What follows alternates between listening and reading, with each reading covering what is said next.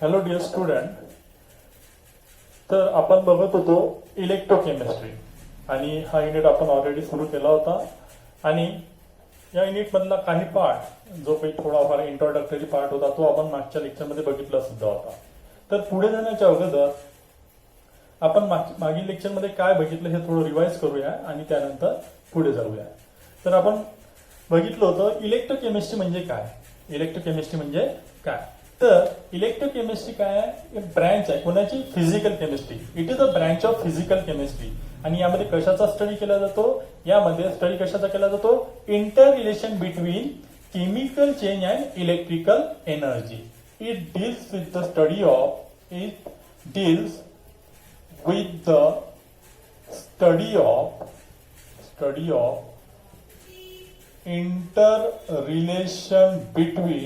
interrelation between chemical change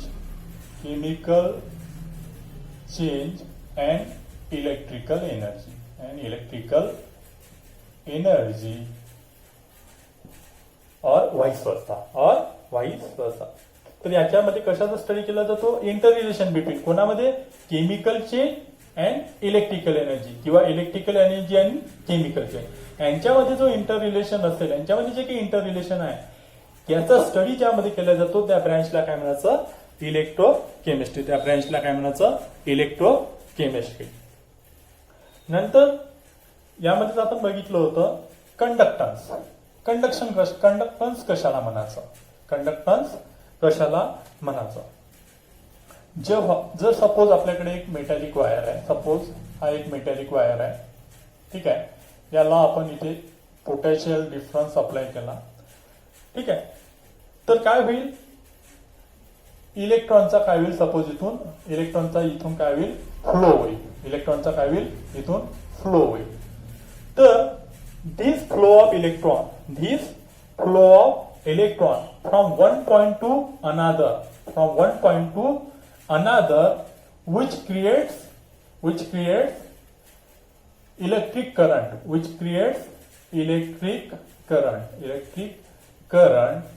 That flow of electrons or that flow of charge from one point to another is called conductance.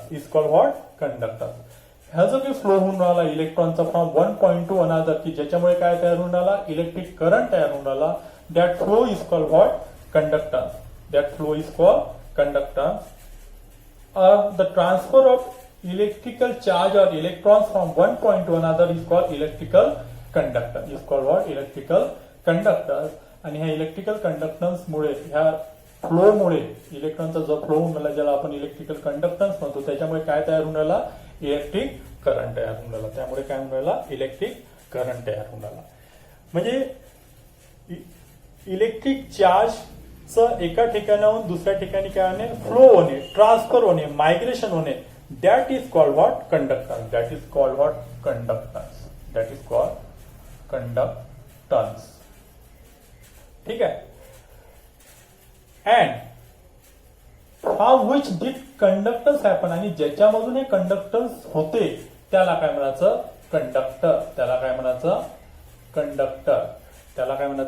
Conductor. ठीक आहे. नंतर आपण त्याचे types बघितले होते. Electronic conductance, की ज्याच्यामध्ये इलेक्ट्रॉनचा फ्लो होतो, आणि अशा प्रकारचा कंडक्टन्स ज्याच्यामध्ये जो फ्लो होतो तो कशाचा राहतो, आयन्सचा राहतो. फ्लो ऑफ आयन्स और मायग्रेशन ऑफ आयन्स. आयन्स कोणते असू शकतात, पॉझिटिव्ह आणि निगेटिव्ह. यांच्या आयन्समुळे जो काही यांच्या आयन्सचं जेव्हा मायग्रेशन होत असेल त्याला काय म्हणायचं, इलेक्ट्रोलिटिक कंडक्टन्स.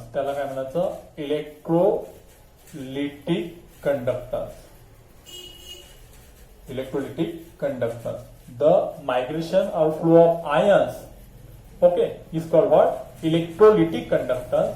आणि जेव्हा इलेक्ट्रॉनचा फ्लो होत असेल त्याला काय म्हणायचं, इलेक्ट्रॉनिक कंडक्टर. तर हे दोन टाईप होते कंडक्टन्सचे, electronic conductance and electrolytic conductance. ठीक आहे. आता इलेक्ट्रोलिटिक कंडक्टन्स हे कोणामुळे होईल, इलेक्ट्रोलाइटमुळे. इलेक्ट्रोलाइट. इलेक्ट्रोलाइटचं जे कंडक्टन्स, इलेक्ट्रोलाइटमुळे जे कंडक्टन्स होत असेल त्याला काय म्हणू आपण? Electrolytic conductance. त्याला काय म्हणू आपण? Electrolytic conductance. आता इलेक्ट्रोलाइटचं कंडक्टन्सला म्हणायचं इलेक्ट्रोलिटिक कंडक्टन्स. आणि हे कंडक्टन्स कशामुळे होते? Due to the migration of ions. Due to the migration of ions. Due to the migration of ions. म्हणजे आपण हे बघायचं आहे की इलेक्ट्रोलाइट म्हणजे काय होतं? इलेक्ट्रोलाइट म्हणजे असा सबस्टन्स की जो जेव्हा आपण सपोज वॉटरमध्ये डिझॉल्व्ह केला, तर तो काय होतो? स्प्लिट होतो त्याच्या आयन्समध्ये.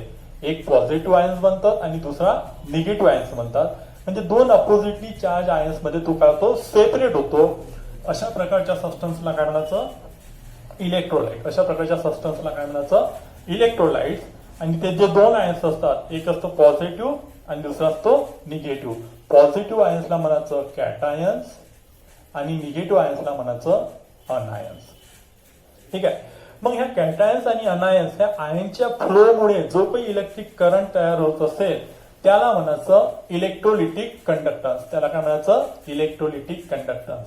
आणि हे कंडक्टन्स कशामुळे होऊन राहिलं? Due to the migration of ions. आणि आयन्स कोणाच्या?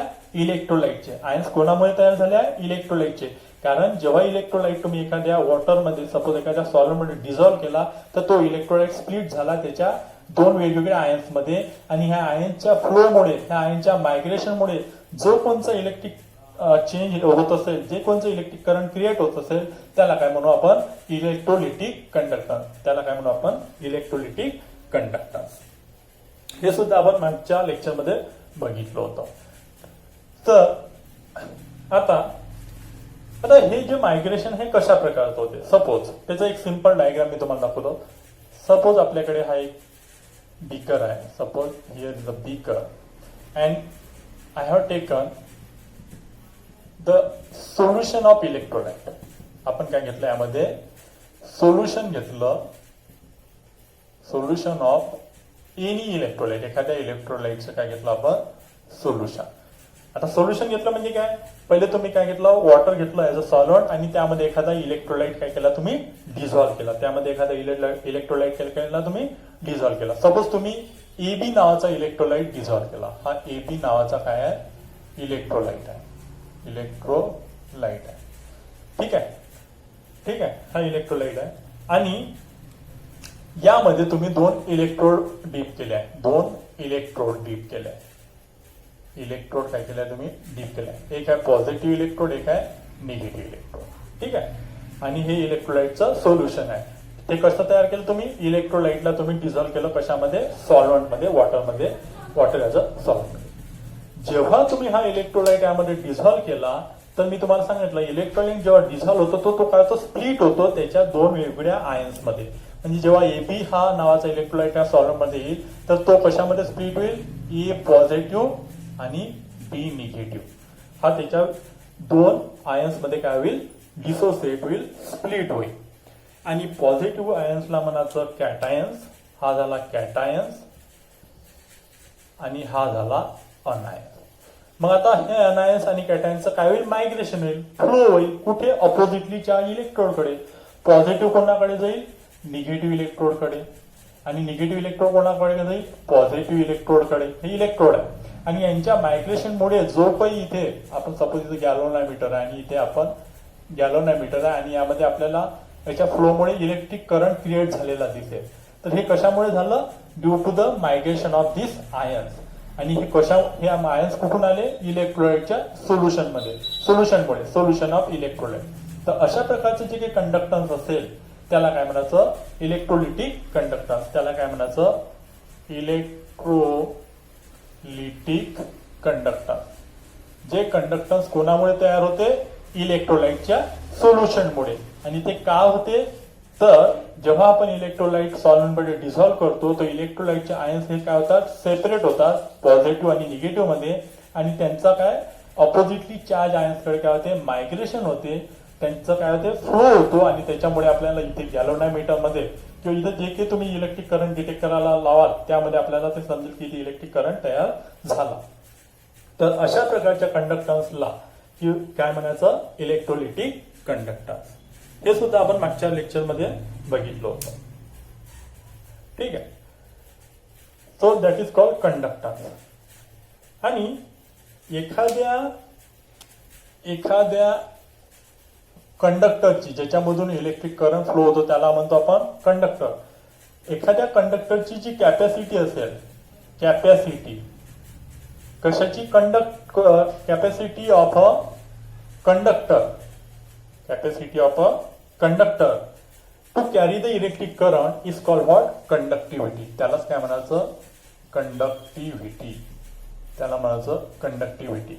कॅपॅसिटी ऑफ अ कंडक्टर, एखाद्या कंडक्टरची अशी कॅपॅसिटी, कशाची capacity, the to flow of electric current, electric current flow करून घेण्याची जी काही कॅपॅसिटी असेल एखाद्या कंडक्टरची त्याला काय म्हणायचं, कंडक्टिव्हिटी. त्याला काय म्हणायचं, conductivity. The capacity of a conductor to carry the electric current is known as conductivity or conductance, simply conductance. तर हा पार्ट सुद्धा आपण मागच्या लेक्चरमध्ये मागे जे काही लेक्चर झाले तर त्यामध्ये इंट्रोडक्शन मध्ये बघितलं होतं. This is I am just going to revise what happen in last lecture or what we have learn in last lecture.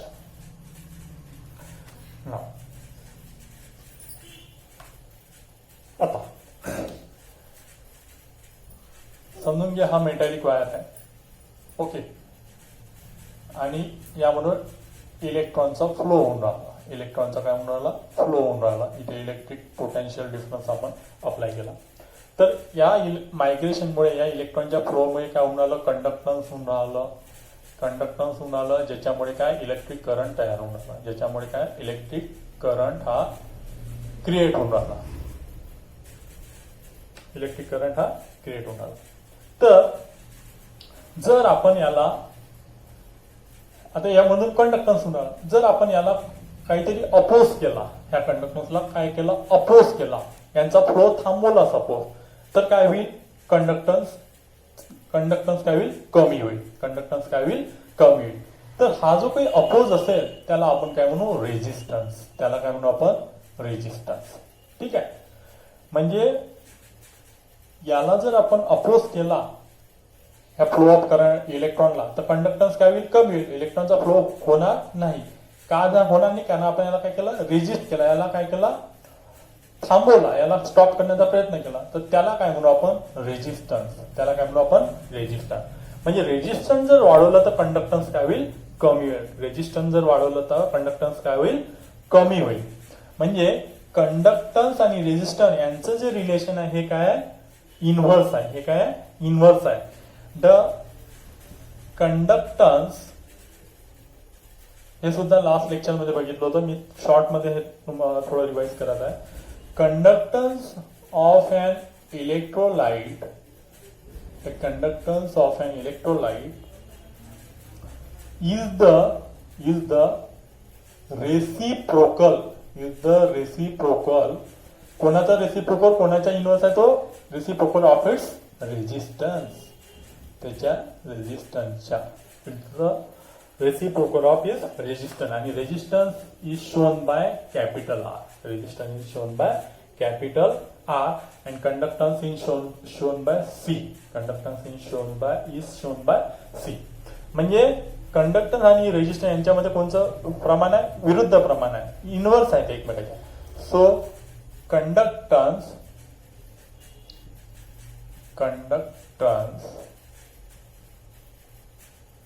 काय होईल, conductance will be inversely proportional to the resistance. Inversely proportional to the resistance. म्हणजे resistance जर वाढवलं, तुम्ही याला oppose केला तर conductance कमी होईल. कंडक्टन्स काय होईल, कमी होईल. म्हणून इथं म्हटलंय रेजिस्टन्स वाढवलं तर कंडक्टन्स कमी, रेजिस्टन्स जर वाढवलं कंडक्टन्स कमी, विरुद्ध रिलेशन आहे त्यांच्यामध्ये. ठीक आहे. So conductance is inversely proportional to the resistance. Conductance is inversely proportional to the resistance. Means conductance is shown by C is inversely proportional to the R. Okay. Now आता so C is equal to काय करू आपण, C is equal to 1 upon R, 1 upon R, C is equal to 1 upon R. Now जर आता आपल्याला unit लिहायचं असेल, जर आपल्याला युनिट लिहायचं असेल कोणाचं, कंडक्टन्सचं आपल्याला युनिट लिहायचं आहे, तर कसं करू. आर म्हणजे रेजिस्टन्स, रेजिस्टन्सचं युनिट काय आहे, रेजिस्टन्सचं युनिट आहे ओहम, रेजिस्टन्सचं काय युनिट आहे ओहम. ठीक आहे, यालाच कशा प्रकारे लिहितात ओहमला, अशा प्रकारे सुद्धा ओहमला लिहितात, किंवा यालाच म्हणायचं सीमेन, याला काय म्हणायचं सीमेन इन्व्हर्स, सीमेन इन्व्हर्स म्हणजे यस च्या डोक्यावर -1 म्हणजे एक तो ओहम म्हणा किंवा असा सिम्बॉल दाखवा किंवा सीमेन इन्व्हर्स म्हणा, यस च्या डोक्यावर -1. तर ओहम रेजिस्टन्स युनिट ओहम किंवा हा सिम्बॉल किंवा सीमन इन्व्हर्स. मग कंडक्टन्सचं युनिट काय होईल, कंडक्टन्सचं unit 1 upon ohm, 1 upon ohm, किंवा दुसरं काय होईल or conductance is equal to 1 upon what, हा symbol, or conductance is equal to 1 upon ओहमलाच आपण काय म्हणू शकतो सीमेन इन्व्हर्स, याला म्हणू आपण सीमेन इन्व्हर्स. ठीक आहे, हा वर जाईल म्हणजे कंडक्टन्सचं युनिट काय होईल ओहम इन्व्हर्स, ऑर हा वर गेल्यानंतर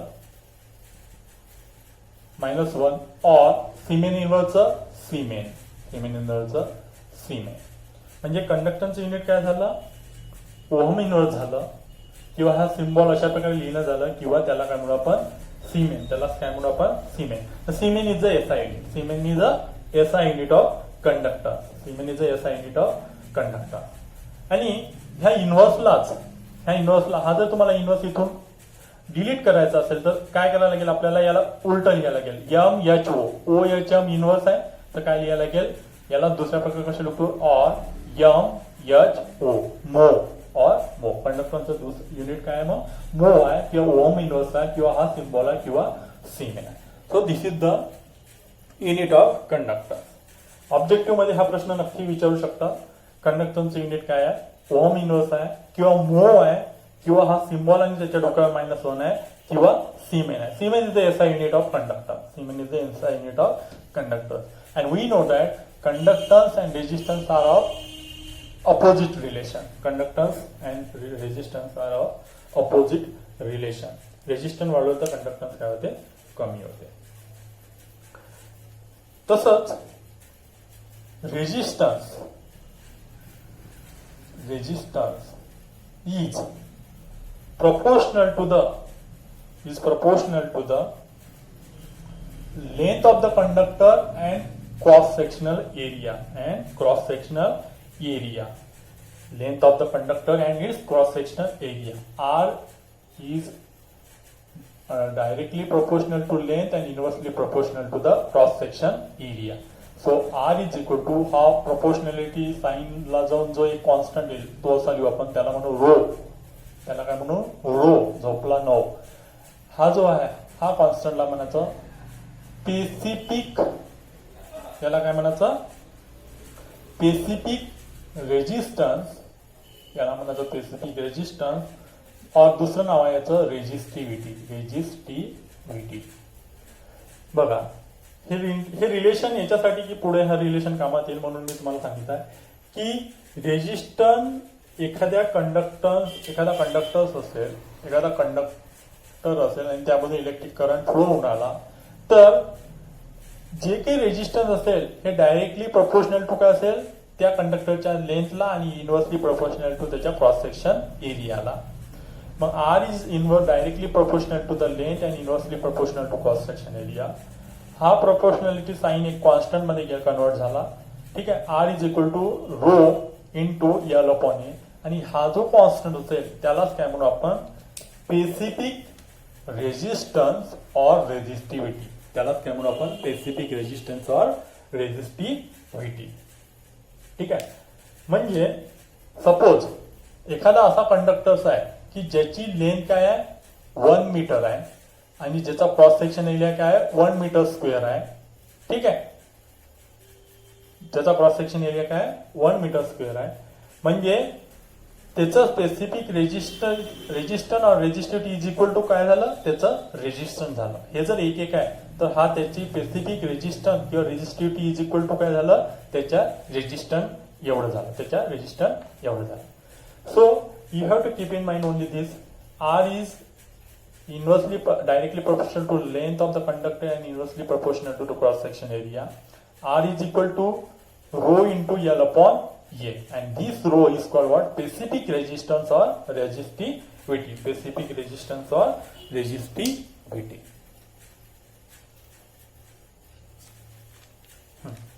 तर हा पार्ट सुद्धा आपण लास्ट लेक्चर मध्ये बघितला होता.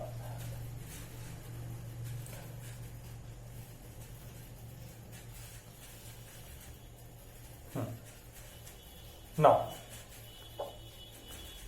आता आपण कंडक्शन बघितलं होतं की flow of current through the conductor is called conductance. तर एकूण वेगवेगळ्या प्रकारचे काही कंडक्टन्स आहे. एक काय आहे, वेगवेगळ्या प्रकारचे काही कंडक्टन्स आहे. तर आपल्याला या युनिटमध्ये बघायचं आहे specific conductance, or second is equivalent conductance, आणि थर्ड जे राहील त्याला म्हणायचं आहे मोलर कंडक्टन्स. ह्या 3 प्रकारचे कंडक्टन्स आपल्याला या युनिटमध्ये बघायचे आहे. Specific conductance, equivalent conductance and molar conductance. जे स्पेसिफिक कंडक्टन्स आहे हे दाखवतात केनी, स्मॉल केनी जसा, आणि याला म्हणायचं कप्पा. ह्या साईनला काय म्हणायचं kappa. Specific conductance is shown by this type of K and that sign is called what kappa. Actually this is the sign, not we can call it as a K. It is called kappa. Equivalent conductance lambda V. It is shown by lambda V. And molar conductance mu V. So these 3 type of conductance we have to see in detail in this unit. ह्या unit मध्ये आपल्याला हे 3 प्रकारचे conductance बघायचे आहे. तर आपण step by step, 1 by 1 एक कंडक्टन्स घेऊ. So first conductance is specific conductance shown by कप्पा. तर स्पेसिफिक कंडक्टन्स आणि यालाच काय म्हणू शकतो आपण स्पेसिफिक कंडक्टन्स और स्पेसिफिक कंडक्टिव्हिटी. यालाच काय म्हणू शकतो आपण कंडक्टिव्हिटी. स्पेसिफिक कंडक्टन्स और कंडक्टिव्हिटी. तर याची डेफिनेशन काय, मी फर्स्ट पहिले डेफिनेशन लिहितो. हे काय रेसिप्रोकल आहे. स्पेसिफिक कंडक्टन्स हे रेसिप्रोकल आहे कोणाचं, स्पेसिफिक रेजिस्टिव्हिटीचं. कोणाचं, specific, it is the reciprocal of specific resistivity. Specific conductance हे रेसिप्रोकल आहे कोणाचं, स्पेसिफिक रेजिस्टिव्हिटीचं. So the definition is the reciprocal of specific resistivity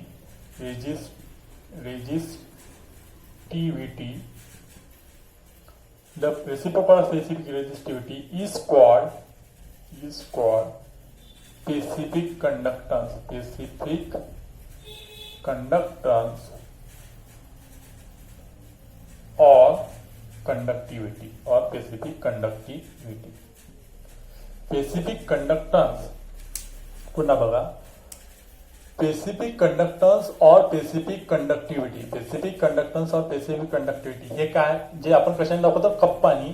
तर हे काय आहे, रेसिप्रोकल आहे कोणाचं, specific रेजिस्टिव्हिटीचं.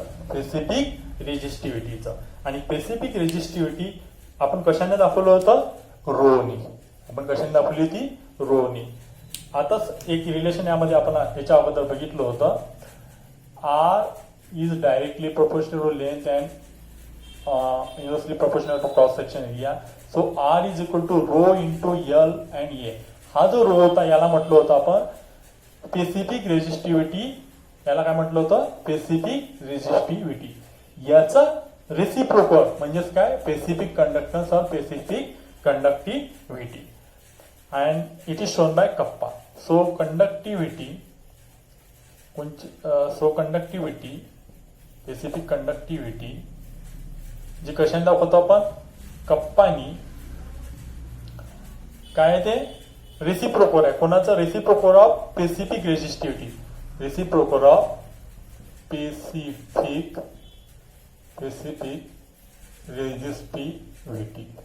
Resistivity. So K 1/. Specific resistivity म्हणजेच काय? रो. स्पेसिफिक रेजिस्टिव्हिटी म्हणजे काय? Rho. This is the relation.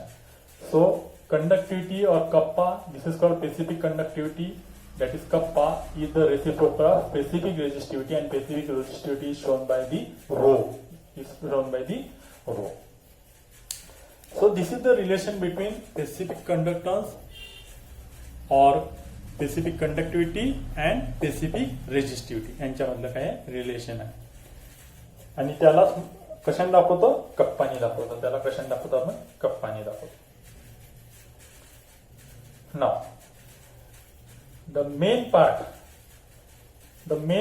important part of this is the unit of specific conductivity or specific conductance. कप्पाचं युनिट काय? स्पेसिफिक कंडक्टिव्हिटीचं युनिट किंवा स्पेसिफिक कंडक्टन्सचं unit काय? What is the unit of specific conductance और specific conductivity.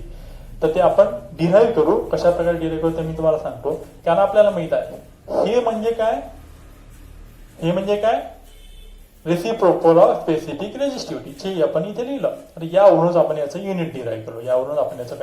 Unit derive करू. आता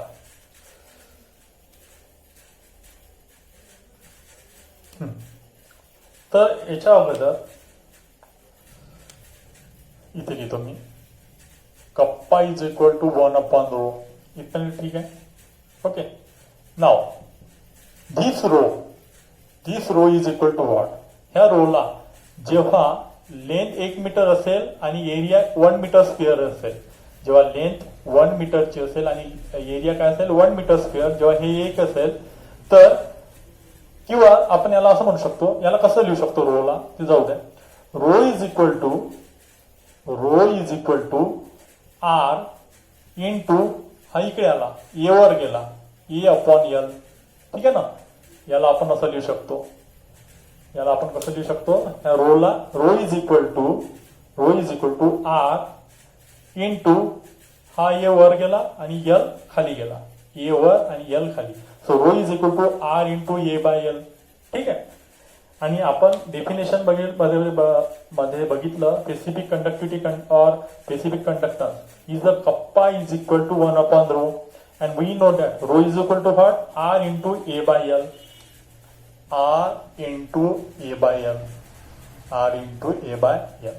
Now, keep the value of rho, that is R into A by L, into in this relation.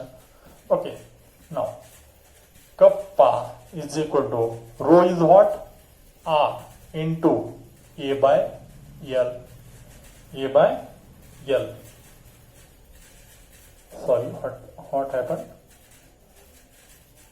Rho R 1/.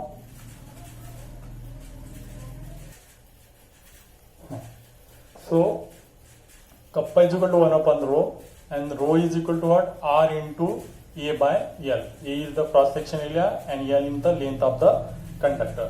Now keep the value of rho into this relation. So kappa is equal to 1/R into A by L. Now kappa is equal to 1/R. This L will goes upward. L upon A. L upon A. Now L is the length, and A is the area. Length is measured in meter, and area is measured in the meter square. Okay. Now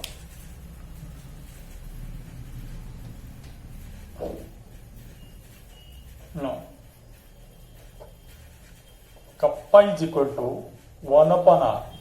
length into metre. आपण unit derive करत आहे. म्हणून लेंथचं unit काय metre आहे आणि एरियाचं unit काय मीटर स्क्वेअर. आणि रेजिस्टन्सचे युनिट काय आहे? रेजिस्टन्सचे unit ohm. Okay. The unit of resistance is ohm. Now, so kappa is equal to 1 upon ohm into 1 metre गेला 1 upon मीटर. ठीक आहे. 1 upon metre. Next is kappa is equal to ohm वर गेला ohm inverse into metre inverse. आणि ohm inverse लाच आपण म्हटलं होतं सीमेन. यालाच काय म्हटलं होतं आपण सीमेन इंटू मीटर इनवर्स. आणि ओहम इनवर्सलाच आपण ह्या साइन मध्ये सुद्धा लिहू शकतो इंटू मीटर इनवर्स. म्हणजे स्पेसिफिक रेजिस्टन्सचे स्पेसिफिक कंडक्टन्सचे जे युनिट आहे ते कसे तयार झाले आपले. एक हा झाला ohm inverse into metre inverse. SI unit हे तयार झालं सिमेंट इंटू मीटर इनवर्स. आणि ह्या सिम्बॉलला आपण लिहिलं अशा प्रकारे लिहिलं. हे एक तयार झालं. अजून एक असं लिहिता येईल ह्याच ओहमला आपण इनवर्स साइन जर काढून घ्यायचं असेल तर याला उलट लिहू MHO अशामध्ये लिहू MHO मोर इंटू मीटर इनवर्स. हे एक त्याचं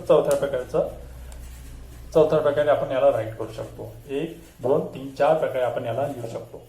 आता हे झालं याचा SI unit suppose.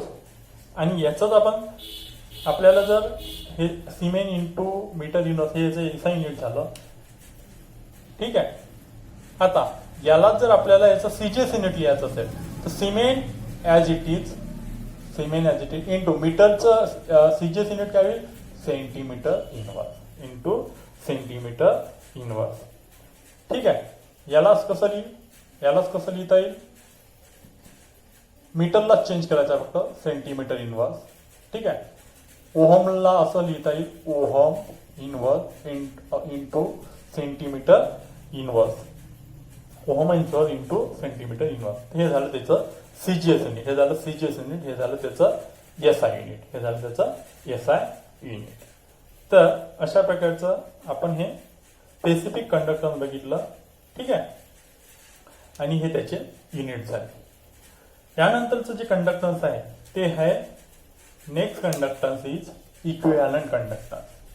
Next conductance is what equivalent conductance. Next is equivalent conductance and it is shown by what lambda v. Equivalent conductance is shown by lambda v. So